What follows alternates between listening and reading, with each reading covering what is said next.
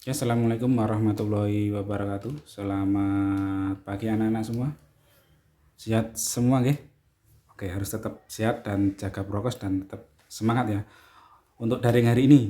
Oke, untuk daring hari ini yang pertama Pak Aris di pelajaran IPA akan kita bahas ya. Kita bahas soal di modul IPA kalian yang sudah kalian kerjakan kemarin. Di modul ini kalian buka halaman 32 sampai dengan 34 ya. Di situ nanti ada 5 nomor. Kita bahas satu persatu ya. Sudah dibuka semua, nggih? Yang belum silakan dibuka, saya tunggu.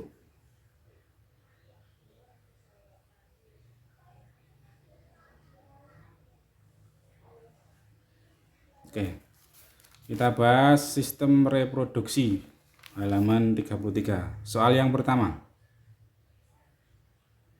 Soal yang pertama adalah pembelahan sel itu dibedakan menjadi mitosis dan meiosis. Jadi pembelahan sel itu dikelompokkan menjadi dua macam, mitosis dan meiosis. Nah, jelaskan perbedaannya. Jadi kalian harus bisa membedakan dua macam ini ya, harus bisa. Gampang. Di buku kalian sudah baca dan untuk gampang diingatnya juga mudah. Perbedaannya apa? Yang pertama adalah perbedaannya tempat berlangsungnya. Jadi perbedaannya kita mengelompokkan berdasarkan tiga, yaitu yang pertama tempat berlangsungnya, yang kedua jumlah sel anakannya, dan yang ketiga adalah berdasarkan kromosomnya. Yang pertama berdasarkan tempat berlangsungnya. Berdasarkan tempat berlangsungnya itu dibedakan. Kalau mitosis, pembelahan mitosis itu tempatnya di sel tubuh, sedangkan kalau meiosis itu di sel kelamin. Jadi itu bedanya.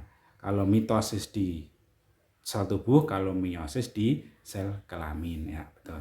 Kemudian berdasarkan jumlah sel anakannya. Jadi sel anakannya ketika pembelahan itu anaknya selnya langsung jadi berapa. Jadi berdasarkan ke jumlahnya, kalau mitosis itu menjadi 2 sel, sedangkan kalau meiosis itu menjadi 4 sel. Jadi lebih banyak. Kalau mitosis cuma menjadi 2, membelah langsung menjadi 2 sel. Kalau meiosis menjadi 4 sel. Yang ketiga adalah berdasarkan jumlah kromosomnya. Kromosom dalam tubuh ini yang membawa DNA. Jadi jumlah kromosomnya berbeda ketika pembelahan secara mitosis maupun pembelahan secara meiosis. Kalau secara mitosis itu jumlahnya sama dengan sel induk. Sedangkan kalau meiosis itu itu setengah atau separuh dari sel induk. Jadi lebih sedikit kalau pembelahan meiosis, kebalikan dengan jumlah sel anakannya. Yaitu jawaban nomor 1.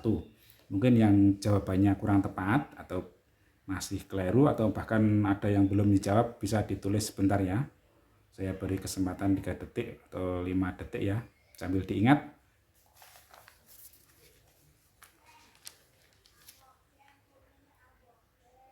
Oke, lanjut kita ke nomor 2. Nah, nomor 2 adalah tugasnya adalah kalian melengkapi gambar. Di situ ada gambar, itu gambar organ reproduksi kelamin wanita ya, bukan laki-laki, itu wanita.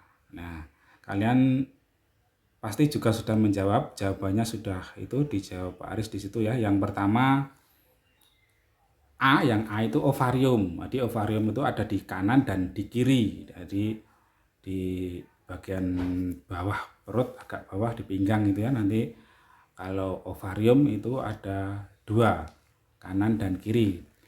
Nah, fungsinya apa? Itu fungsinya adalah untuk memproduksi ovum atau sel telur. Jadi yang bertugas memproduksi itu adalah ovarium.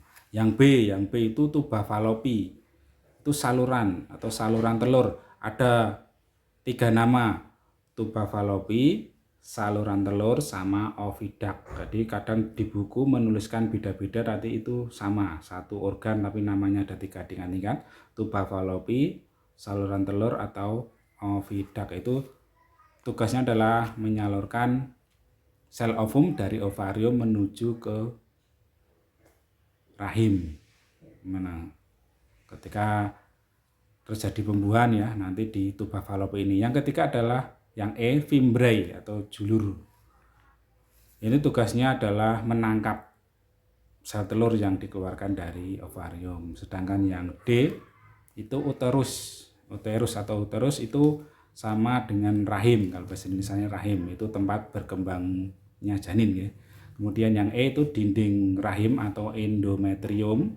Tempat ini tempat menempelnya embrio di dinding rahim. Nanti dinding rahim ini menebal, kalau tidak ada pembuahan nanti akan luruh, terjadi menstruasi. Nah, yang berikutnya yang F itu vagina, itu vagina tempat untuk kopulasi ya, untuk jalur masuknya sperma. Kemudian yang G itu cervix atau mulut rahim atau cervix.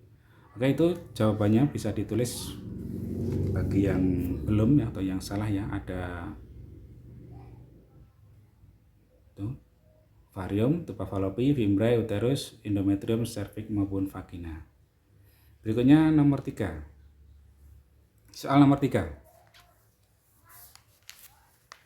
Soal nomor 3 adalah serviks merupakan organ reproduksi bagian dalam wanita. Jadi serviks yang tadi, gambarnya yang tadi, jelaskan penyakit yang menyerang organ tersebut dan bagaimana cara mencegahnya. Jadi organ dalam wanita itu bisa juga terserang penyakit ya.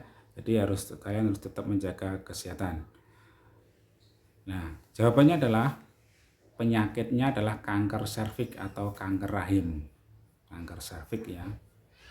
Kalian pasti sudah sering mendengar kanker serviks, yaitu penyakit yang disebabkan oleh virus HPV atau Human Papillomavirus dan pertumbuhan sel-sel abnormal. Jadi dalam serviks atau rahim itu pertumbuhan selnya abnormal. Nah, pencegahannya apa? Pencegahannya adalah dengan melakukan vaksinasi HPV atau vaksin. Jadi suntik vaksin untuk mencegah penyakit ini. Nah, itu soal nomor 3 dan jawabannya ya. Oke, berikutnya soal nomor 4. Setelah bayi lahir, bayi bernafas dengan menghirup gas oksigen dan mengeluarkan gas karbon dioksida melalui rongga hidung. Samakah cara bernafas embrio atau janin dengan bayi yang telah lahir? Jadi samakah embrio yang masih dalam kandungan dengan bayi yang sudah lahir cara bernafasnya? Cara bernafasnya tentu saja berbeda ya. Jadi jawabannya adalah berbeda, tidak mungkin sama. Yang satu di dalam, yang satu di luar, berbeda. Kalau embrio atau janin itu tidak menghirup oksigen lewat hidung ya. Meskipun dalam janin itu sudah terbentuk hidungnya, tapi tidak. Jadi mendapat oksigen dan mengeluarkan oksigennya itu melalui plasenta. Ini yang tersambung ke tubuh ibunya. Jadi beda ya.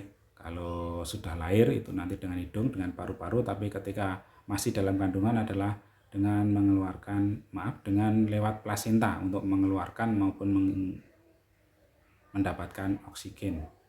Oke. Nomor 5, soal yang terakhir. Menurut para ahli, merokok dapat mempengaruhi kesehatan reproduksi. Ya, soalnya adalah A. Jelaskan dampak terhadap sperma laki-laki. Yang B. Dampak negatif terhadap reproduksi. Yang C adalah upaya yang kita lakukan. Di situ ada 3 pertanyaan. Kita jawab satu persatu. Kenapa rokok itu kok tidak baik? Yang pertama, yang A dari soal yang pertama tadi, jawabannya adalah dapat menurunkan kualitas sperma karena menjadi abnormal. Abnormal itu tidak normal karena rusaknya DNA. Jadi DNA dari sperma itu nanti akan rusak. Yang kedua adalah karena merokok mengandung bahan kimia yang berupa timah. Ya, timah ini kan logam. Jenis timah besi kan logam. Kadmium dan nikotin yang dapat merusak perkembangan sperma. Jadi karena mengandung logam. Yang ketiga, untuk menanggulanginya, untuk mencegahnya kita harus tidak merokok atau menghindari rokok.